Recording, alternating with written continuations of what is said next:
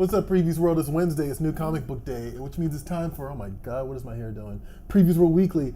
I'm one of your hosts, Troy Jeffrey Allen. I'm your other host, Ashton Greenwood. My hair looks great today. It's fine, yeah. Me is, I don't know. It's got like this weird puffy mohawk thing. I don't know what's going on. It looks like it's an octopus on my head. Anyway, what's up, everybody? Anything to say about Free Comic Book Day before we move on? No. You can hang out with me on Facebook, Twitter, Instagram, and TikTok at Free Comic Book Day. We're in the off season, so it's just like general nerd yelling. If you have an opinion, we'll talk about it there. Yeah, absolutely. It's my favorite time of year, which is stir the pot time. Stir the pot time. It's perfect time of year. It's the most wonderful time of year. Before we dive into Spider-Punk, I want to know real quick, Johnny, you saw Spider-Verse. What is your reaction? Yeah. What's that? You saw Spider-Verse. What is your reaction? I did. It was a movie. Oh, wow. Oh, did you not like it? I liked it, but my thing is that I don't feel like it needed to be 2 hours and 20 minutes. That I agree with. I feel like there was a lot of time where there was a lot of exposition and stuff that was like overly elaborated with a lot of monologue that could have been a lot tighter. I think that movie could have shaved off at least 20 minutes off of that. So on a scale of 1 to 4, how would you rate it? 1 to 4? Oh, 5 isn't allowed? Why 1 to 4? Okay, 1 to 5. Sorry, my bad. You're just like the most arbitrary rating scale. 1 to 5. I have 3.75. Okay, all right. All right. Because your initial take was kind of like, oh, geez, really? Okay, so you did think highly of it. You just thought it was a little too long. Well, also part of the thing is like, have you ever been to a city movie and the situation in which you're seeing it is not that great? Yeah, absolutely. Yeah. There was no AC in this movie. So for you're just an like waiting for it to newly be packed, over. like theater that had no AC running for the entire movie, by like hour and a half in, I'm like, I just wanted the movie to be over. Yeah. I want to get out of here and get into somewhere that has central air. Right. So, okay. But that's not the fault of the movie. Not the fault of the movie at all. Not the fault of the movie. We of course, liked Spider-Verse very much. Yeah, super into it. Ashton in particular loved Spider-Punk. I love Toby. And so, yeah, what happened here? You fell down a rabbit hole. I did. True to my word, last week I said I was going to check out the Spider-Punk fan fiction tag, and I've done this before with like the Mandalorian stuff and Nightwing. And when I did it that time, it just was like, I spent like an hour or two just trying to see like where the fandom was at. This was not that. I spent days. It's still open on my browser on my phone right now. You just bookmark it for later? I've been like working my way through all of it, and I'm about halfway through it. So it tells you how committed I am. Okay. So, what can you tell us about the Spider-Punk fan fiction? Because I've also seen things that I'm not happy about. The Spider-Punk fan fiction largely is Hobie and Miles, not Hobie and Gwen. Like overwhelmingly. Didn't see that. That's a little disturbing. Punk Flower is their ship name. Punk Flower? Because of the Sunflower song, the Post Malone Sunflower song from the first movie. Oh, God. Okay. All right. Okay. Interesting. There's 300 works in the Hobie Brown Miles Morales tag and only 50 in the Hobie Gwen tag. Yeah. Wow. That is not what I expected. That is interesting. Right. Okay. A little concerning, too, but okay. We won't get into that. Okay. Interesting. All right. So, I've seen quite a bit of Gwen on Twitter. When you search was it Spider-Gwen on Twitter, if you if you scroll too far down, you'll see some things that you don't need to see. Oh man, get on Tumblr. I got on Tumblr and put in Punk Flower, and it was, first of all, a lot of great fan art, but also some crazy fan art. Oh yeah, for sure. So you were warned. There you go. It's hugely entertaining. Proceed with caution if you are looking for more Spider-Punk. We also saw a couple comments real quick. Yeah. What's up, comments? Fat Tony saying, happy new comic book to everyone. I'm saying this now since I'll be traveling to my vacation destination during next week's show. Thanks for the show and all the laughs. I wish you all the best. Oh, thank you, Fat Tony. Thank you very much. Ubaldo saying, enjoy your vacation next week. Stantastic 4 saying, happy penultimate episode, and more importantly, happy birthday, Ashton. That's right, yeah. It's my birthday today. It is your birthday. Yeah. Thank you. I caught wind of that because of Facebook, actually. I meant to go and get you a cupcake or something, but then I was late to work. So. It's okay. And then Ubaldo is also saying, how about The Flash? Oh. Yes, next on the topic. That's next on the docket. So I also saw Transformers and I saw The Flash. I don't get Transformers. That Transformers movie is out already? Yeah, it's out already. I don't get Transformers. I like it's aesthetically it's cool, but I don't get the hook. What's the plot of this movie? It's the same one as all the other ones. It's like the. Are they doing the cube? What is it? Yeah, it's like the Energon cube thing all over again. Just like this time, it's the Allspark. There we go. Yeah, the Allspark. There's also that. Look, I mean, they're all interchangeable. I feel like they're all interchangeable. I'm sorry, Transformers fans, but they feel all interchangeable to me.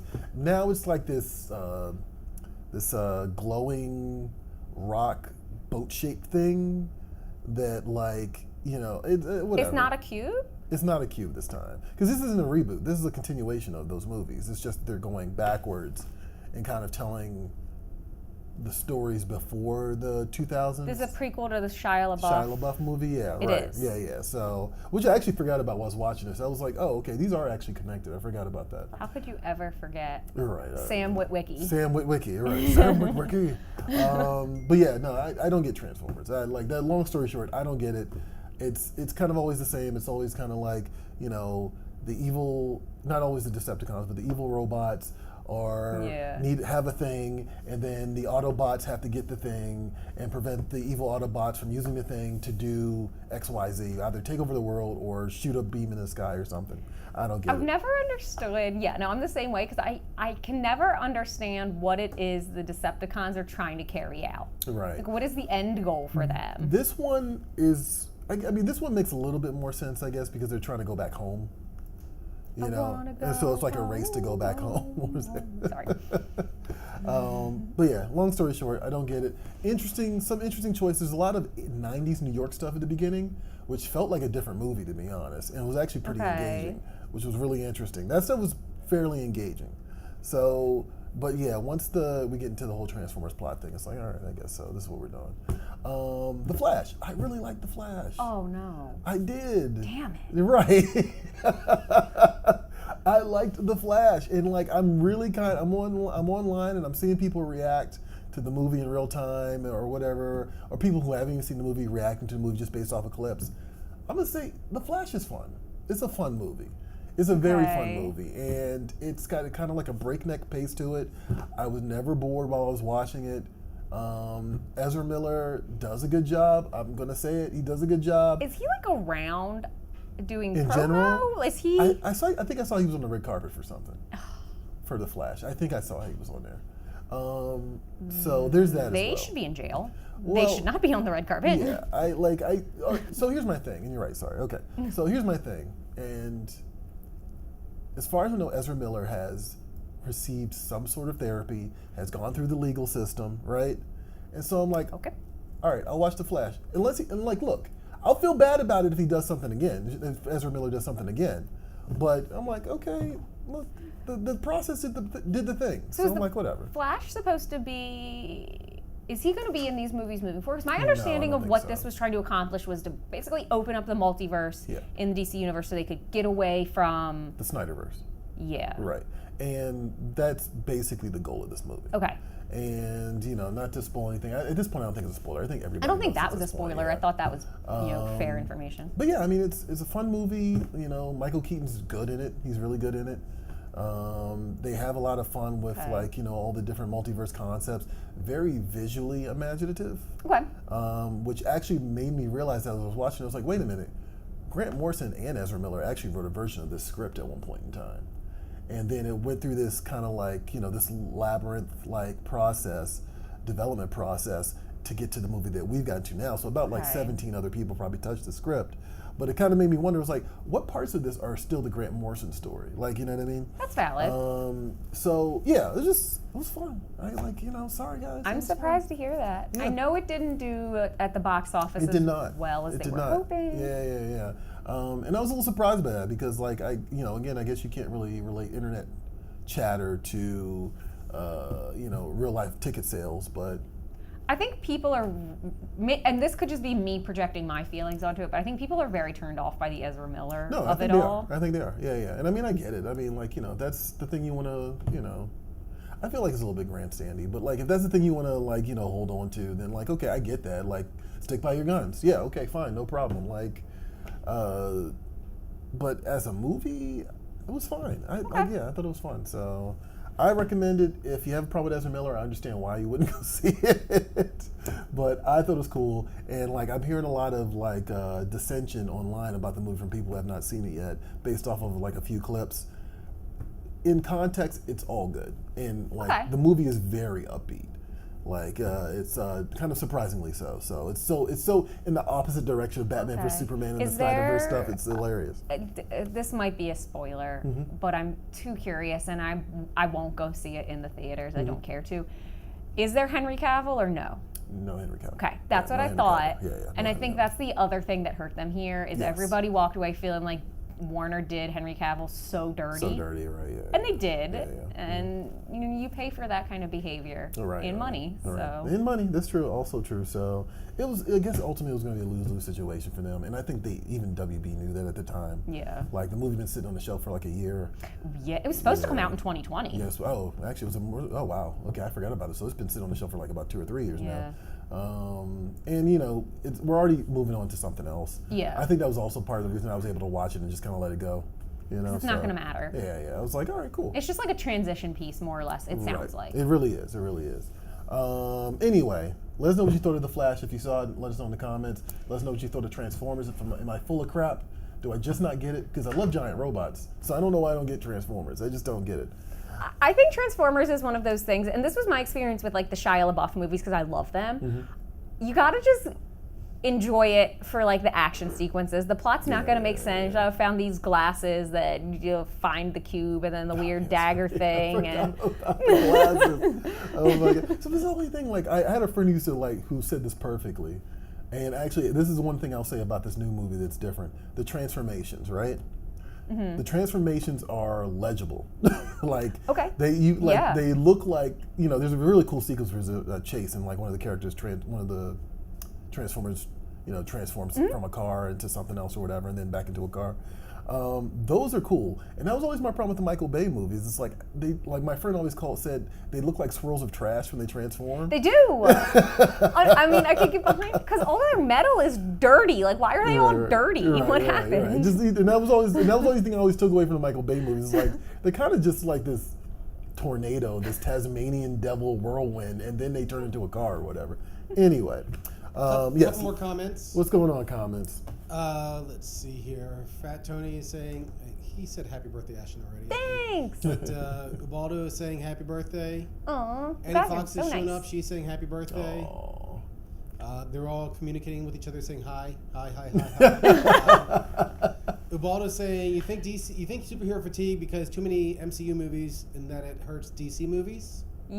Yes, I think DC hurt. I think superhero fatigue is real and Kevin Feige can kick rocks. And 2, I think DC's problem is that they're trying to do too much too fast. Like, you're not going to catch up to Marvel in 2 movies. Just pump the brakes, homie. I watched a James Gunn interview where he actually said that like they are actively pumping the brakes. Good. Like he said there's definitely too many superhero movies and too many superhero things. It was actually with Michael Rosenbaum who played the interview was with Michael Rosenbaum who played Lex Luthor? Lex Luthor at Smallville, yeah.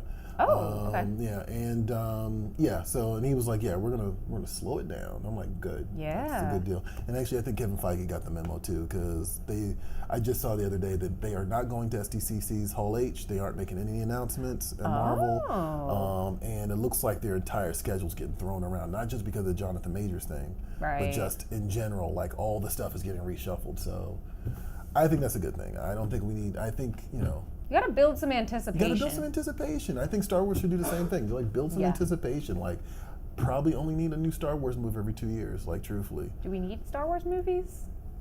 Can Disney make a Star Wars movie that is worth watching? I mean, also that, right? I mean, I prefer. You already know. I prefer a Star Wars movie versus a Star Wars TV show. Likewise. And I think drop a movie every 2 years.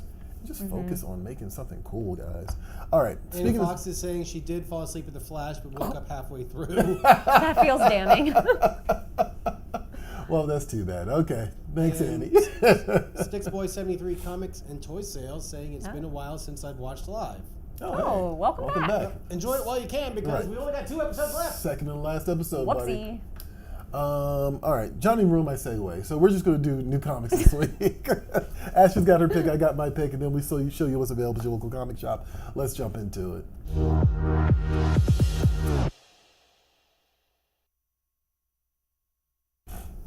Sorry.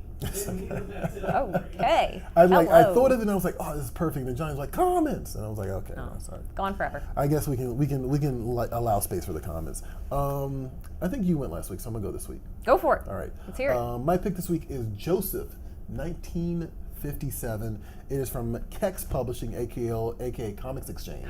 Oh, it's a monkey. Yeah, it's a monkey. Debuting the work of Italian superstar artist Fabiano Ambu. You know about Laika, the cosmonaut dog sent into orbit on Sputnik 2, but no one knows about Joseph, the first gorilla in space.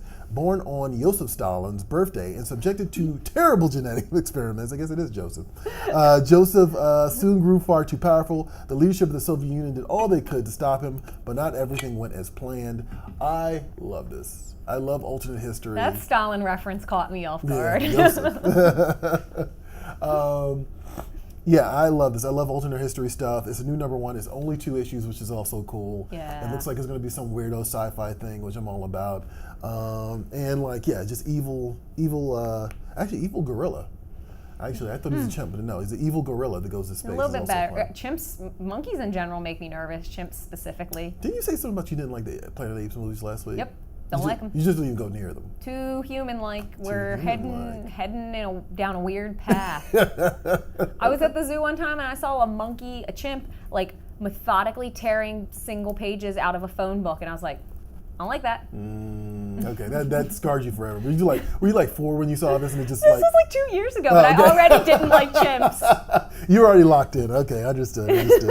Anyway, I think it looks cool, and I'm actually very curious about the artist who's like this Italian artist. The Italian artist, wow, they do great jobs. Yeah, they do. So yeah, count me in. I am going to say this. I read this premise. I saw this in the catalog a few months ago. I was like, I'm going to read this, but damn it, I did a comic just like this. Did you? I literally made a comic very similar to this. There's actually a chimp named Enos, who's the American version of the cosmonaut dog. And sure enough, I did an alternate history story where he basically gets irradiated and becomes evil. I did this like years ago for the Magic Bullet, but you know what? I'm not going to hate on it. I just wanted to say that I got there first. That's all I want to say. I mean, it sounds awesome. I'm just going to eject a gorilla. I hope it's like a massive silverback gorilla into space to go wreck it. And actually, I hope the gorilla gets bigger too. On top of that, that'd be great. It turns into a kaiju in space. Right, there you go. And then comes back to Earth and then just starts like stomping all over everything like Godzilla. Yeah, but Joseph, 1957, that's available at your local comic shop. Check it out today. Sticksboy73 is saying USSR hockey logo homage. I like it. Oh, is it? Oh, is it? I didn't catch that. The Russian Penguins, if you're looking it up. Okay, interesting. Johnny, can you look up the Russian Penguins? I mean, honestly, overall, it looks like a general, Russian war propaganda film. Yeah. Oh, for sure. Or a poster. Right. I mean, it's definitely the plane there, so yeah, check it out. What is your pick this week, Ashton? My pick this week is Camp Pickens #1. It is from Archie. No surprise there. Specifically Archie Horror, which I've decided is probably my favorite approach Archie takes. I do like the modern Archie line, but Archie Horror is just too perfect. If you can't tell by the cover, this is very much like a Friday the 13th sleepaway camp inspired jam, 80s slasher film. Also, Tim Seeley is writing, and he really can go crazy if you let him. Just go left with it. So the whole idea here is Camp Pickens is super popular in Riverdale. That's